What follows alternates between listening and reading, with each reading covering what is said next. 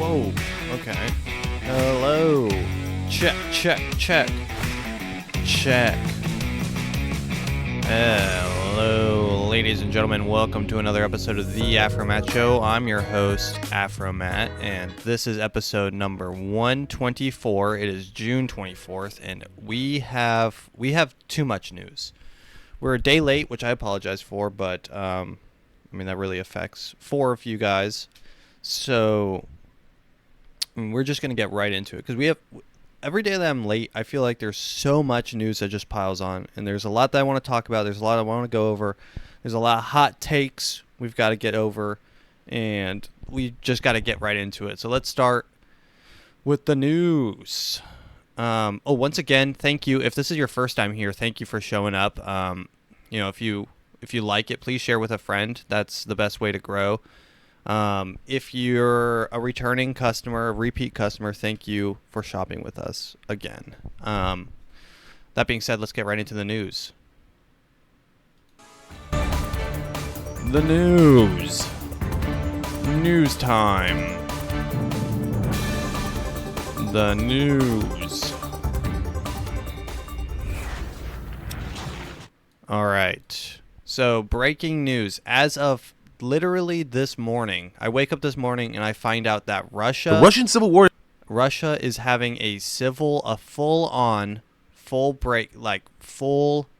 real-life civil war. Now, you might know Russia as the country that invaded Ukraine. Now they have to deal with a war within their own borders. So this is going to be kind of ripping Russia in two. So it's going to be interesting to see how they deal with this, what they do. If Putin sort of, flies his jet to some private island and just says GG. I'm not too sure where this goes, but it'll be interesting. This is the clip. I just woke up this morning, put it on, and then this was like the first thing that showed up. War is now in full swing.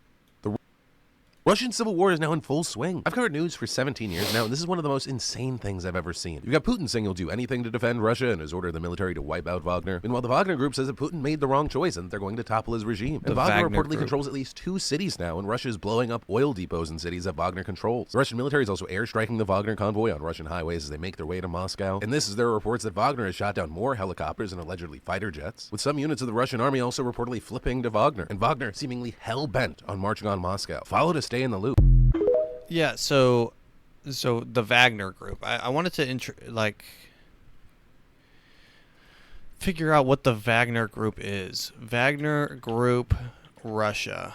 So who are they? And are they let's see. Watch on CNN. Oh, great. Here we go.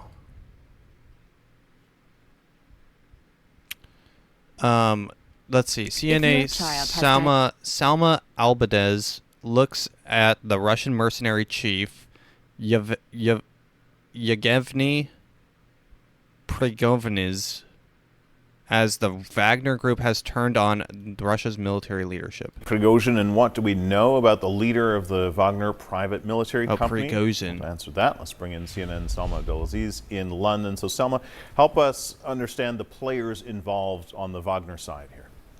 Yes, Yevgeny Prigozhin was once President Putin's secret weapon, and he is now very much the thorn in his side. He came from the same humble beginnings as President Putin in St. Petersburg. He knew him since the 1990s. He built an empire, a catering empire that led to that alias Putin chef, but it was really in the invasion of Crimea in 2014 when he began to rise to prominence as the head of the Wagner military group. He then used that group essentially as Putin's private army, carrying out his bidding in Africa, the Middle East.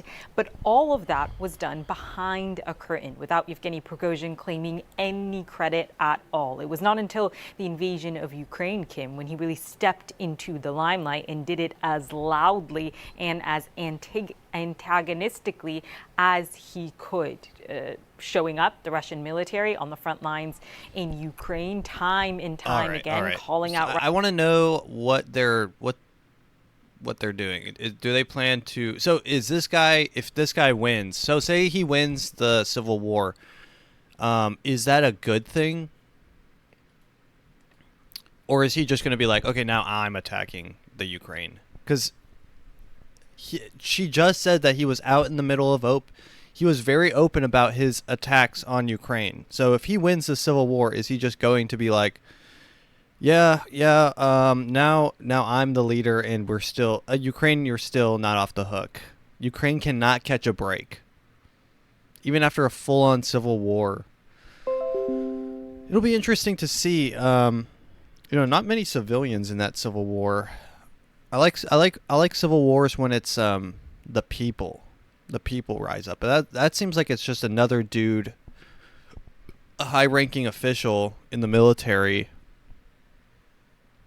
just trying to get a position. He's trying to get a promotion, and I guess when you're in a dictatorship, the only way to get a promotion is when you kill the opposition. So, homie's trying to get himself promoted to head honcho. We'll see some updates on that. It is interesting to see how far this has progressed. Who knew from 2 years ago, or maybe a year or maybe a year and a half ago, when Russia invaded Ukraine, that there was going to be a full-on Russian mental breakdown within their ranks, and they're going to be attacked by their own people. It's going to be intense, so hold on tight. Russia, I think that this maybe all stems from Russians wanting McDonald's back. McDonald's could have been the last straw. I know mid last year, we cut off all access to McDonald's. McDonald's pulled all their stores from Russia. And I think that you can only go so long without McDonald's that they have to say something, or they're gonna lose their McDonald's privileges. It's intense. It is intense, and they want to just button it up, call it a day, and get back to business as usual, which I can respect. At least, well, hopefully that's what they want. Hopefully this new guy isn't some sort of wacko when he gets into office. That's the problem with civil wars is you got to replace the guy though. You got to replace the dude or replace him with a system, but the system's, it's tough. It's tough to get a replacement system in there. So, I mean, if this guy wins his civil war, dethrones Putin, then he's president, and then what? Is he just not supposed to let all that power go to his head? He's a perfect gentleman. He's the leader of a army and a catering group, which is kind of cool. A caterer who's also part-time army general, kind of cool. It's kind of funny. It's actually crazy. It's actually super crazy.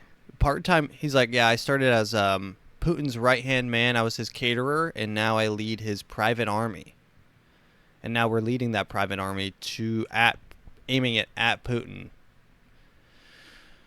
It's intense. We'll see what happens. Other news. So let's just get the two biggest news pieces out of here. This has come and gone in the week, but a submarine went missing near the Titanic, and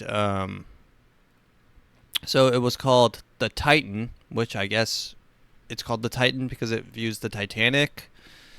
It's a little submarine, 5-person crew, went missing. British billionaire, founder, CEO, Stockton Rush. So it included a bunch of rich people. Each ticket was $25,000 or $250,000. So they went missing, and the funniest thing is if there were poor people on this boat, I don't think people would really care. But so it depends. So since there were rich people on the boat, we sent the military.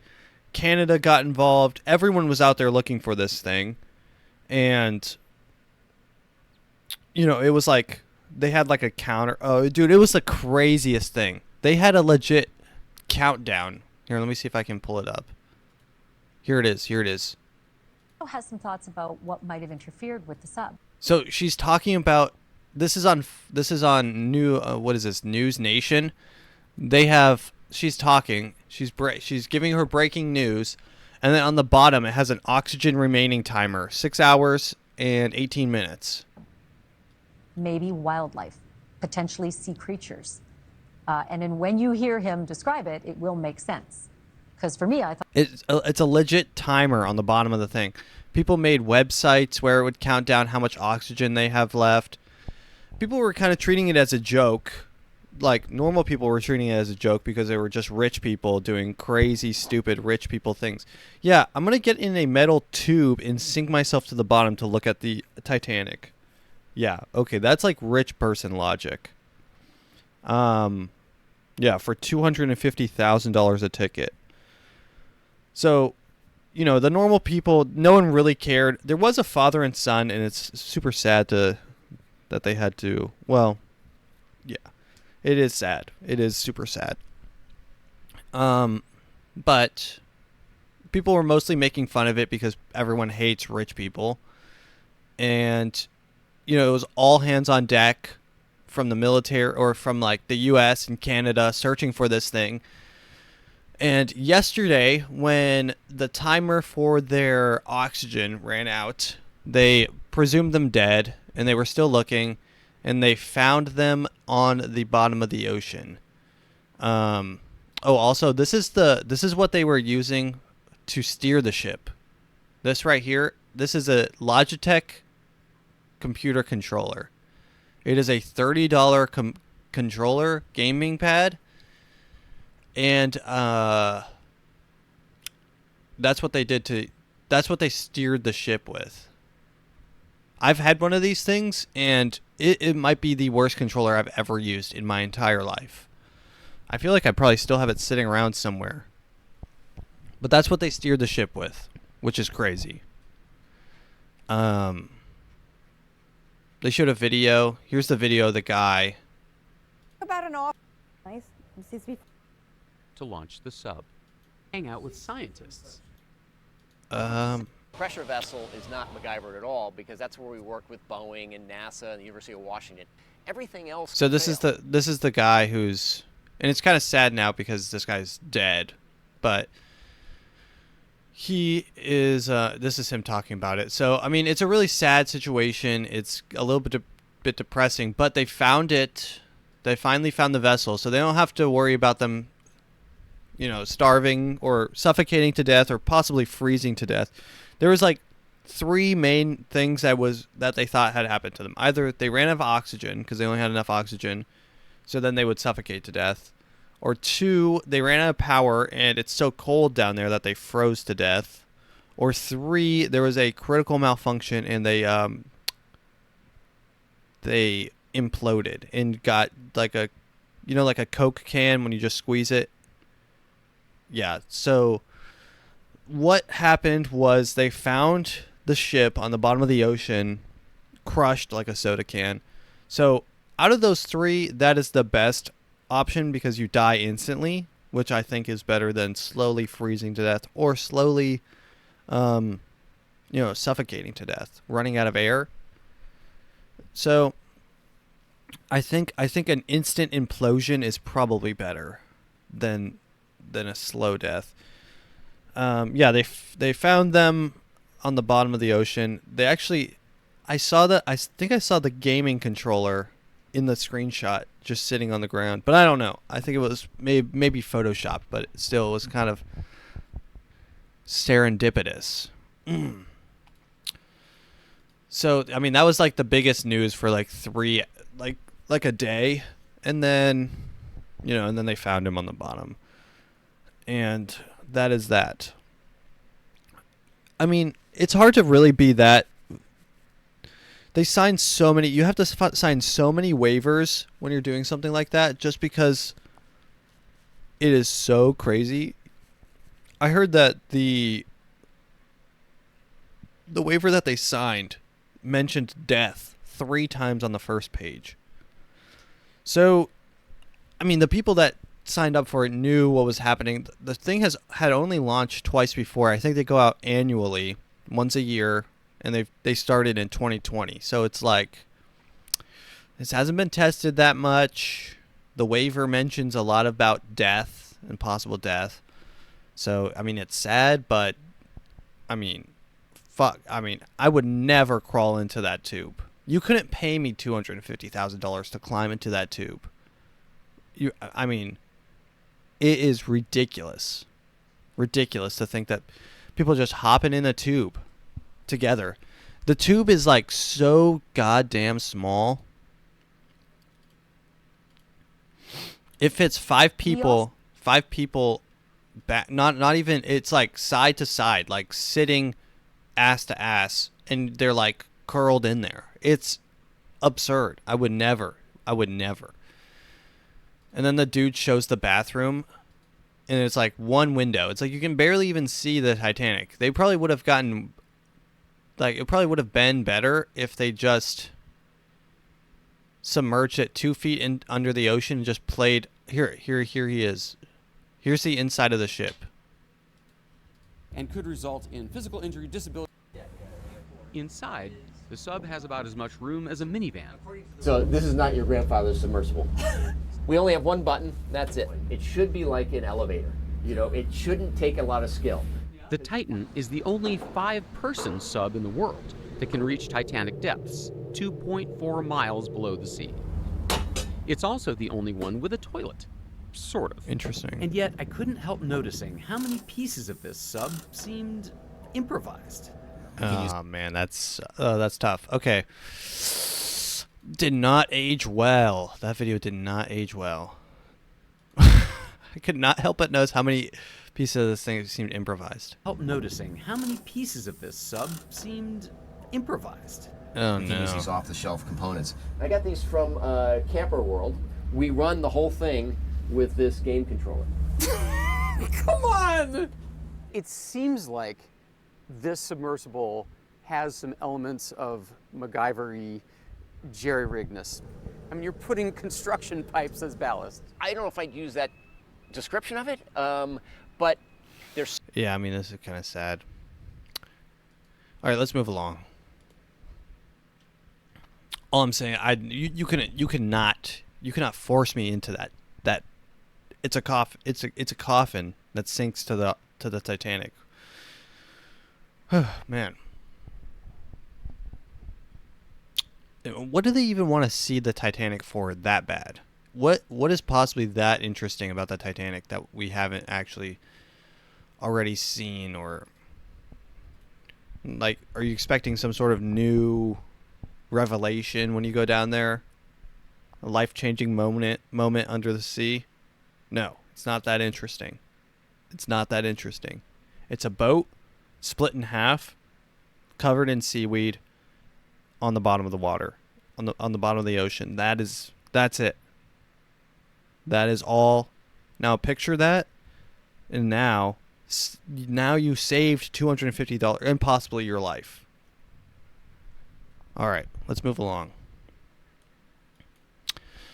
U.S. approves chicken made from cultivated cells, the nation's first lab-grown meat. Chicken grown from animal cells, not from slaughtered birds, can now be sold in the United States. The Agriculture Department issued approvals Wednesday to California firms Upside Food and Good Meat to sell products known as lab-grown or cultivated meat. So we are here. We've reached the final moments where, you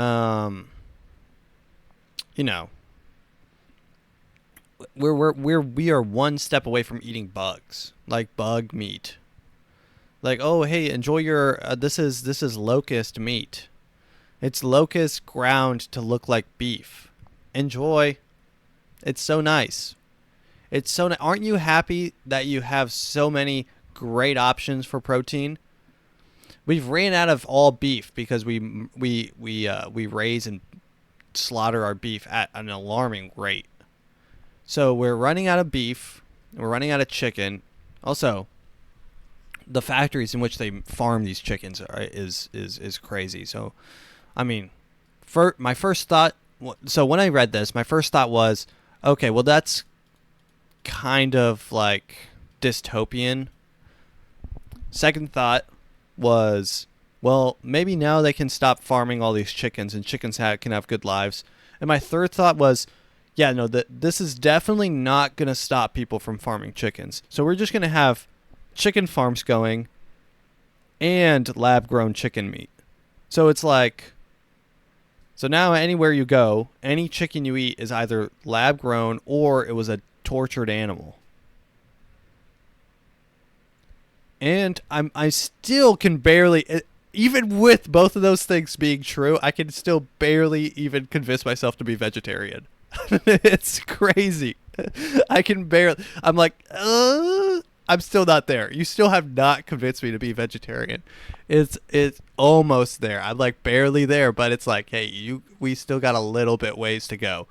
Because meat is just so good. It's just so damn good. It's just so damn good. I had chicken this week. I had chicken like 4 times this week. I had a spicy chicken sandwich. I had chicken tacos. Three. I think I had 3 times chicken tacos. I mean, yeah, lab-grown meat. Let's investigate what the lab-grown meat entails. For the first time, U.S. regulators on Wednesday approved the sale of chicken made from animal cells, allowing 2 California companies to offer lab-grown, of course it's California, those goddamn cucks, lab-grown meat to the nation's restaurants' tables and eventually supermarket shelves. The Agriculture Department gave the green light to Upside Foods and Good Meat firms that had been racing to be first in the U.S. to sell meat that doesn't come from slaughtered animals. What's now being referred to as cell-cultivated or cultured meat as it emerges from laboratories. So, wait, that's cultured? So they're going to be calling it cultured meat, obviously. They're going to try to they're going to advertise it as whatever sounds the least sci-fi dystopian. They're not going to say lab-grown. 100%, it's not going to say lab-grown on the package. It's going to say in tiny, tiny letters after the star. It's going to be a star, asterisk. Look at the postscript. It's going to say cultured. And you're going to be like, well, what's cultured? Cultured is doublespeak. So from 1984, where cultured has positive connotations. If you're a cultured person, you're well-adjusted. You're learned. Someone calling you cultured, it's a good thing. Whereas if you put cultured onto a meat, it means that it was lab grown. It is not real meat. It was made from cells within cells, interlinked. So I mean, it's just doublespeak. The move launches a new era of meat production aimed at eliminating harm to animals and drastically reducing the environmental impacts of grazing, growing feed for animals, and animal waste.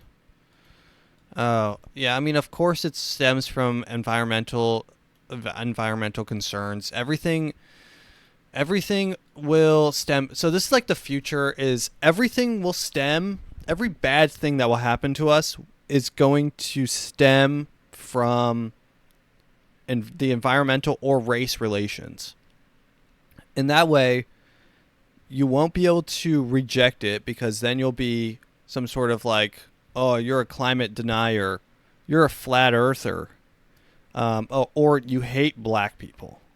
It'll literally be to the point where the things that they're adding, hey guys, we have to eat bugs because we're invading too much Native American space. So we have to eat bugs. And it's like, well, I don't want to eat bugs. Okay, well then why do you hate why do you hate Native Americans? Stop hating Native Americans so much. It's your fault. Whoa. Hey, I just said I don't want to eat bugs. Look, it's either you like bugs or you hate Native Americans. Choose one. Choose one now. It feels like that's how this is. Hey, I don't really want to chew lab grown meat. I don't really trust it. Like things grown in a lab, it feels super sort of, Like, what are you putting in it? It must include chemicals. I don't really know what type of chemicals are going on in that process. What does that process look like? Is it healthy? What are the long-term effects of lab-grown meat? And they're just looking at you and like, this affects the environment, and if you do not comply, you are against the earth. I'm like, whoa, whoa, whoa. You're coming on pretty heavy there, buddy. You're coming on pretty heavy. I mean, that's how it's going to be, too. They're going to give you two options. It's going to be comply or you hate. You hate everyone. It's kind of like how masks were. Hey, wear a mask, or you hate literally every human on the planet. You hate your grandpa, you hate your grandma, you hate your great-grandpa. You hate other people's great-grandparents, which I sometimes do. But I don't know. And then the funny thing, I'm not going to rant about COVID, but it's like everyone was like super concerned for grandparents. And then the second that a boomer makes a decision in the White House, they're like, kill all old people. Kill every old person. We need to cull the bad fat. It's like crazy. It is crazy. Here's a quote. Inside of all of that land and all the water that's used to feed these animals that are slaughtered, we can use it in a different way, said Josh Tetrick, co-founder and chief executive of Eat Just, which operates Good Meat. The companies received approvals for federal inspections required to sell meat and poultry. Deemed that the products were both companies were safe to eat. A manufacturing company called Join Biologics, which works with Good Meats, was cleared to make the products. Cultivated meat is grown in steel tanks using cells that come from a living animal, a fertilized egg, or a specialized bank to store cells. In Upside's case, it comes out in large sheets that are then formed into shapes like chicken cutlets or sausages. Good. This is sounds so gross. They are 3D printing huge sheets of meat. In Upside's case, it comes out in large sheets that are then formed into shapes like chicken cutlets and sausages. Good Meat, which already sells cultivated meat in Singapore, the first country to allow it, turns masses of chicken's cells into cutlets, nuggets, and shredded meat. But don't look at this novel meat in the U.S. grocery stores anytime soon. Cultivated chicken is much more expensive than meat from whole farmed birds and cannot yet be produced on the scale of traditional meat, said Ricardo San Martin, director of Alt Meat Lab in University of California. Can we bomb these places? Please. The companies, I did not say that. That was a joke. The companies plan to serve the new food first in exclusive restaurants. Upside, dude, if you serve me fake meat at a restaurant, I'm going to drive my car 150 miles per hour through your front doors. It is actually crazy. If I pay, and they said it's going to be fancy restaurants at select restaurants in California. If I'm at a restaurant and they try to serve me fake chicken, I might lose it. I might go full postal. All right. Another food-related news. Republicans declare banning universal free school meals in 2024.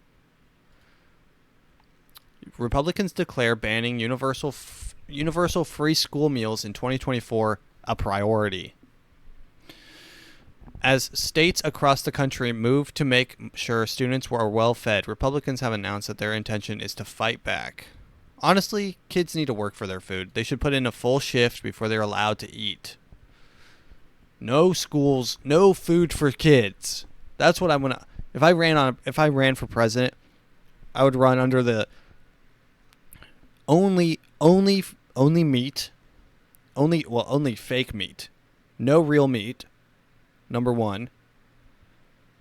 Number two, no food for children. Instead of like the No Kid Left Behind program, we're going to do every kid hungry. We're going to eliminate childhood obesity. We're going to track their calories. It's going to become very, very, very reminiscent of a harsh reality of a, authoritarian. We're going to have guns. Third, guns, not the teachers, to the, not guns for teachers, but guns for kids. Every kid has a gun. That way, if the teacher does something wrong, the kids can take care of it. And it instills a sense of responsibility. If you can make it through all your years of high school without shooting someone, you're a responsible, well-adjusted adult. Number 4, Matt for president.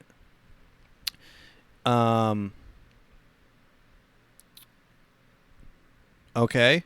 How about this? Work from, and this might not sound awesome, but 5 a.m. to 5 p.m. for 2 days. And then that's your work week. Then you get the rest as weekend.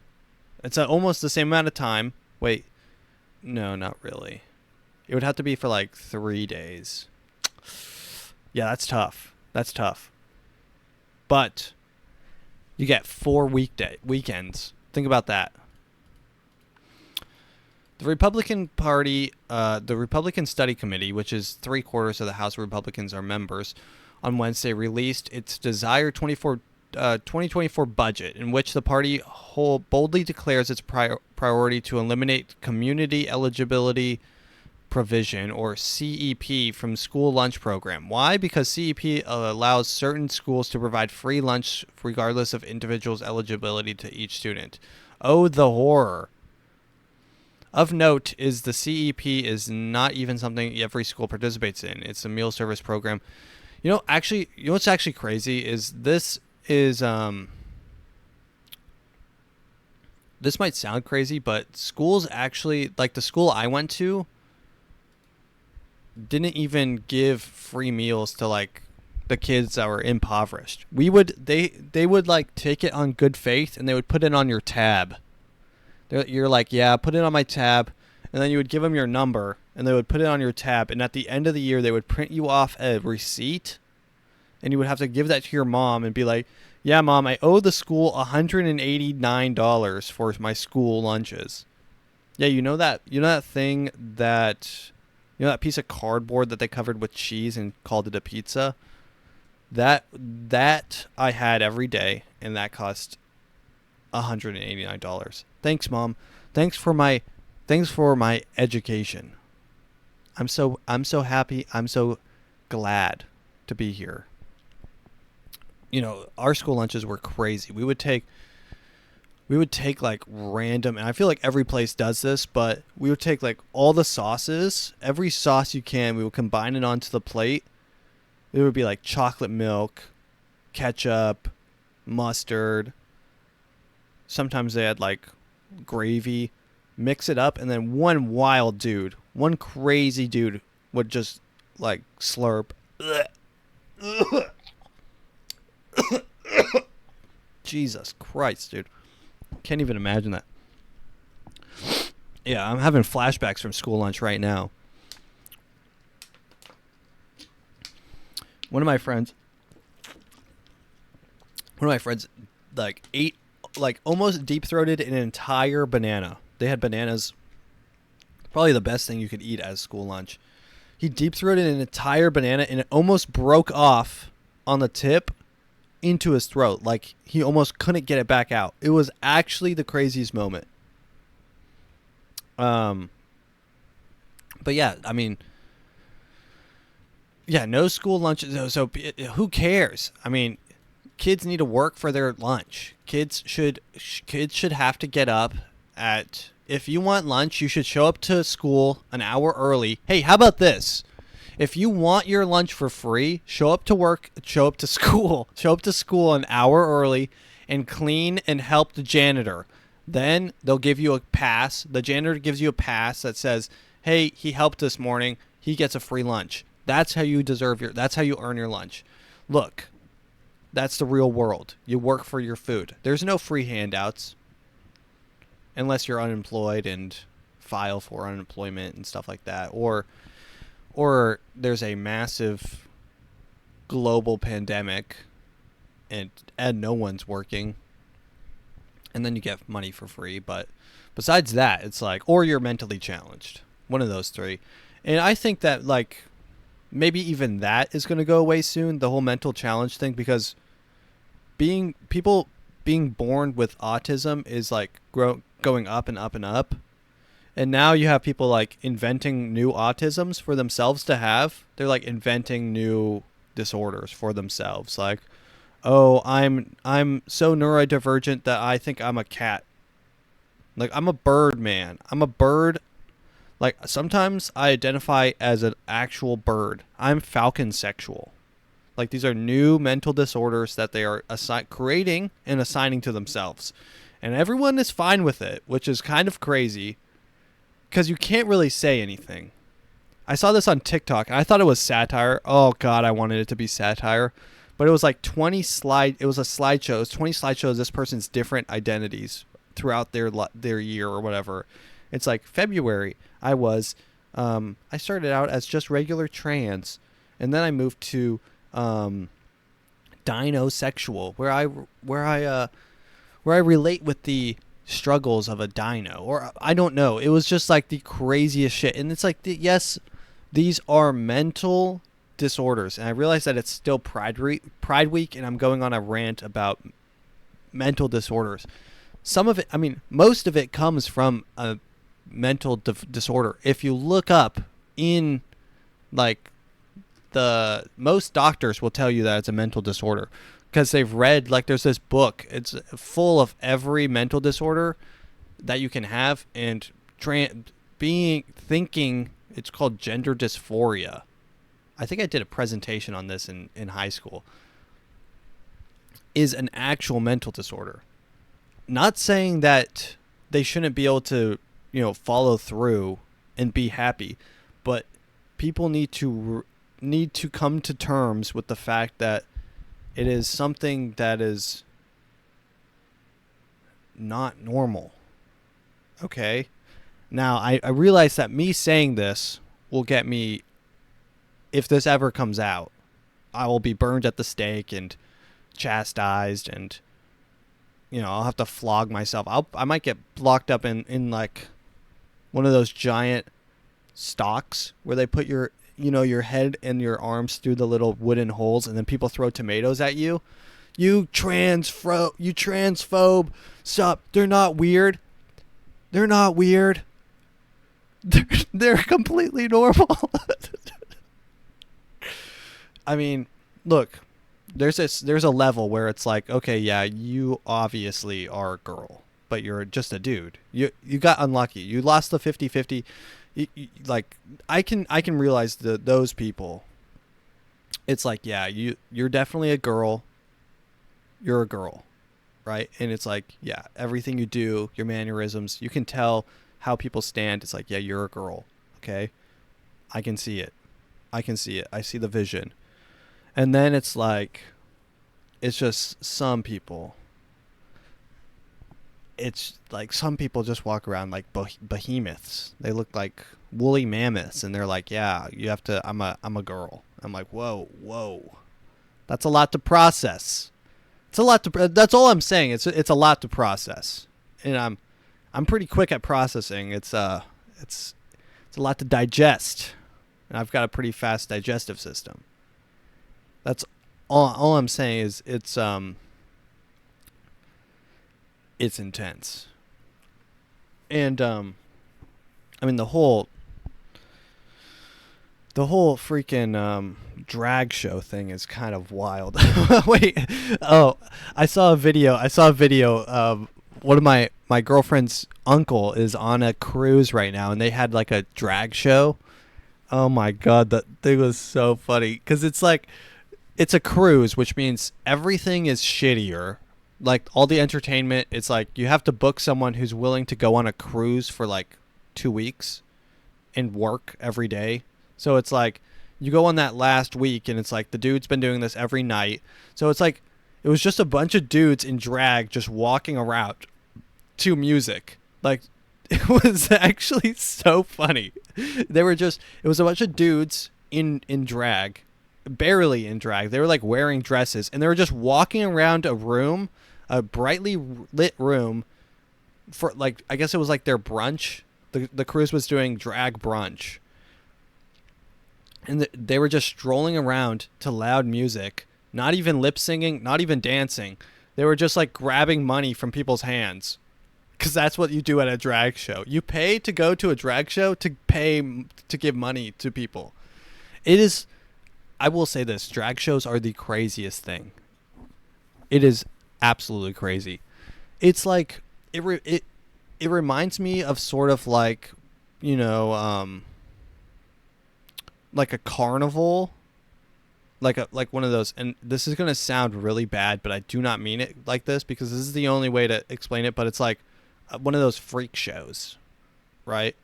Where you go to a carnival and they've got like the bearded man and they've got the man who can lift up 1,000 pounds or whatever. He's got like one of those dumbbells with the 2 lollipops on each side. He's like holding one of those giant black, you know, barbells. And he's like, huh, huh. It's like, and then you're like throwing coins at them. This is what it looks like to me as an outsider. And I've been to 2 drag shows. I've been to 1 drag show and I've left. I've left the other, but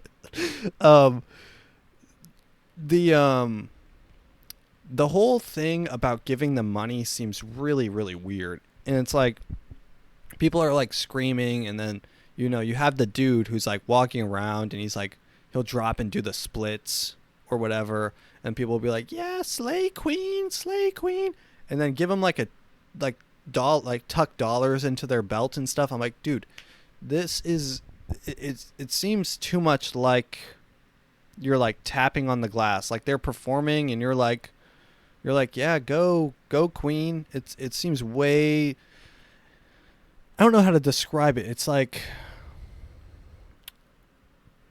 reducing them from entertainment to like a spectacle. It's like not even it's not even what they're doing is interesting. It's that they're doing it.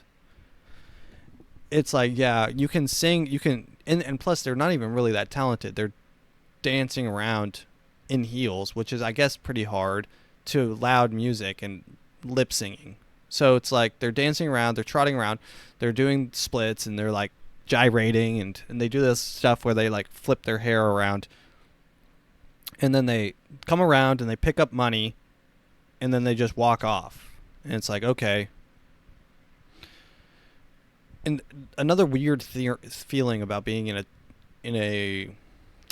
one of those drag shows is like, if you're not screaming at the top of your lungs, it feels like you have to do that. It's like something that you have to do. Or you're not showing enough support. So you can't be the quietest in the room, because then you're like, you catch glances and like, this guy is not okay with this. You can't really, it's even hard to like sneak out of those places, because it's like, whoa, where are you going? Not that they would say that, but it's like people are like looking around. But I don't know. It was a huge transient. Let's see. Do we have any more news here? Oh yeah, we finally get chicken. Okay, let's move on to TikTok time then. TikTok time. Which of these is the TikTok song? Oh yeah, here it is. Oh, all right. All right, this is the part of the show where we go over some random TikToks I've found. So this is oh, I think I already played that one. Let's watch this one. This one is pretty interesting. Anything that has to do with homelessness in California, I'm all for. There's a new crazy trend that people are capitalizing on in LA. They're buying an RV, parking it on the side of the road, and then renting it out to homeless. So these are called van lords. So instead of a landlord, because owning land is too hard now, you have to become a van lord. So this is where you buy a van and you park the van on the side of the street and you pay homeless people to spend time in that van and do God knows what. Oh, God knows what they're doing in there. Homeless people. So-called van lords are renting out RVs to people who are now using them as their permanent residence. At this point, there are over 4,000 of these things that are parked all over the city, just lining the streets. This van lord, Greg William, owns 15 of these, and he's charging between $600 and $800. $600 and $800. To put that into perspective, right now, I think the average rent in like America is probably like $1,200. And that's counting like rural areas probably as well. That's crazy. For a van, which means that he's bringing in as much as $8,000 per month in rental income. Apparently the city is trying to crack down on this trend. I wonder how long it's going to last. How do you even crack down on a van lord? Hey, put that van away. Whoa, I'm helping the homeless. I'm helping the homeless, man. I'm trying to help. Help somewhere else. Keep the homeless home. And imagine the people that, like, it's actually kind of tough. They put them in a tough situation because it's like, you can't be like, I hate van lords. I hate van lords. They're making the homeless people not homeless. Also, what homeless person can pay $600 to $800 a month? That's crazy. Where are they getting that kind of money from? Dude, I would probably be homeless. I would probably be homeless in California if what I can afford is $600 to $800 a month. That is crazy. They still have to. It's actually so stupid, the inaffordability of California. $600 to $800 a month can make you live in a van on the side of the street, like a homeless person. You share living space with homeless people at $600 to $800 a month. Seems absolutely wild. And honestly, some of these homeless people are definitely splitting those rents. So it's like $800, $600 split between 3 homeless people, all up in your van. God, imagine the van. Also, it's a van. Like, can't they just like get in the front seat and like drive off? I guess maybe you give them a different key to open the door than to start the car, but I would be scared about them like hot wiring that shit and just driving off. That is interesting. I kind of want to look into that a little bit more. Van lords. Van lords. And how do you crack down on a van lord? They just drive somewhere else where there's homeless people. Now to an Eyewitness News investigation into what's essentially becoming homeless encampments on wheels. So-called van lords are renting out RVs. Dude, to you would be people who are now so using funny. them as their You would be so funny is if all the van lords got together and while their homeless people were while it was like nighttime or something and their homeless people were asleep, they all got their vans and just drove them across the border into Canada and just left the vans in Canada. And it's like, now you guys are Canadian homeless people. And they just kept on buying new vans and shipping them there. Like this could be like a U.S. Operation Van Lord or something. CIA Operation Van Lord. They buy vans. They put the rent like $600. They say, bring all your friends. Split it. We'll do 100 apiece. Bring 6 homeless people. 6 homeless people are in there. They get the van. They lock the doors from the outside. Now they've got a traveling capsule of homeless people, and they can deposit it anywhere they want, where they want to start a cell of homelessness. Residents. Who's behind these rented rides and is doing this even legal? Here's Eyewitness News reporter Christian Cordero. In the shadows of Mount Hollywood, next to studio lots in the LA River, sits Dude, one that of the is city's fastest the LA growing. River. It might be the saddest thing in the world. Look at that thing. They call that a river. That's called the LA River right there. This tiny stream of crud traveling. It's crazy. neighborhoods. Zoned for open space and commercial use these days, Forest Lawn Drive is almost entirely residential. When I became homeless is during all the rain, so it was really, really rough. Lorna and her dogs live in a parked RV on Forest Lawn. She moved here after what she described was the worst week of her life, sleeping on the streets during a winter storm after spiraling into homelessness. Her RV is one of 70 along this 2-mile-long corridor. Jesus 70 of Christ. an estimated 4,000 citywide. As areas get cleaned up, it kind of just gets more and more concentrated in these industrial areas. Tyler Stratton owns a business in an industrial part of Chatsworth. He worries about safety every day. Not only safety for violence. Dude, yeah, you're in California. You're gonna have to deal with safety a lot. You could get stabbed on the street like the CEO of fucking, what the hell was that company? Cash App. You could get stabbed just randomly walking to your office. I feel like very interesting. All right, here's a podcast, and this type of podcast, I think. So this is I guess this guy. So this might be her podcast actually. So this is like, I don't know what her name is, but she's from Shark Tank. She's the old lady. She always does QVC stuff. I think that's her. I don't know. But she's having a conversation with someone.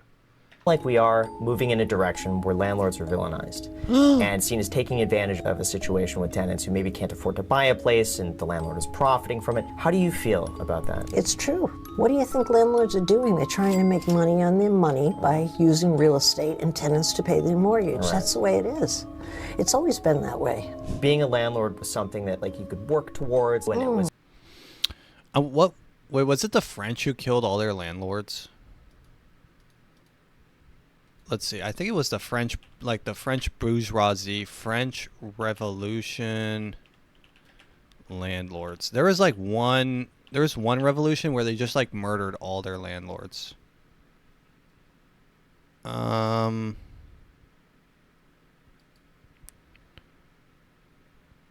don't know. Landlords and peasants in Eastern Germany.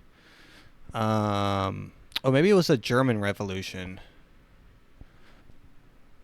Traditionally, in German literature, the Gusterschaft, ownership of an estate. The estate was divided into two principal parts: landlords, from which they took the harvest, and the farms of the peasants, who supplied the labor. Legally serfs. So I feel like I know that there was one revolution where they literally killed. Revolution where they unalived landlords, because I think it was China, maybe. Yeah, I think it was China. The one thing China did right. Damn. The land reform movement. The land reform movement, known as Tagu, was a mass movement led by Chinese Communist Party leader Mao Zedong during the late phase of the Chinese Civil War, which achieved land redistribution to the peasants. Landlords, whose status was theoretically defined through the percentage of income derived from the exploitation as opposed to labor, had their land confiscated, and they were subjected to mass killing. Holy.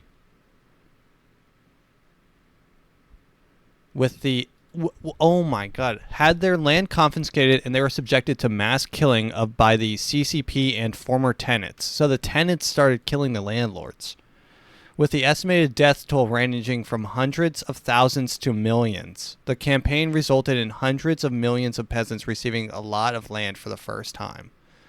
Wow, who knew Mao Zedong was against landlords? By 1953, the reform had completed in mainland China, with the exception of Zhejiang, Tibet, Qinghai, and Sichuan. From 1953 onwards, the CCP began to implement the collective ownership of expropriated land through the creation of the agriculture production cooperatives, transferring property rights to be seized land, whatever. That's interesting, though. I knew it was someone. I thought it was European, but apparently it's Chinese. That's wild.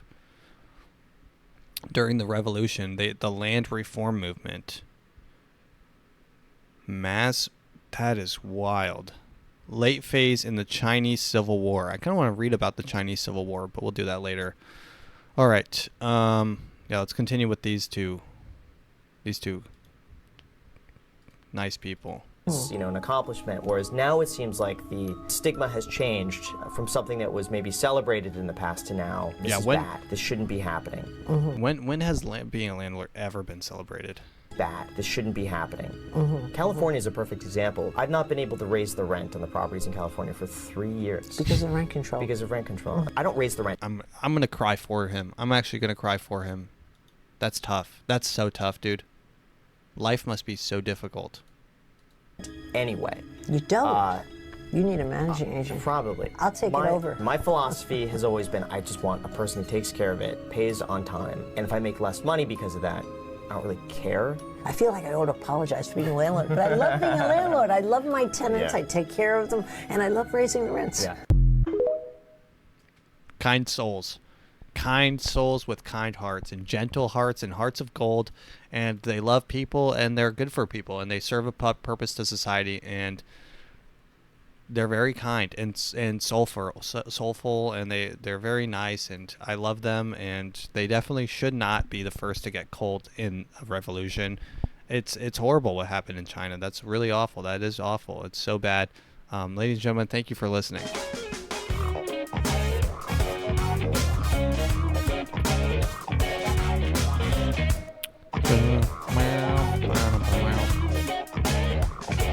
Thank you. Bye.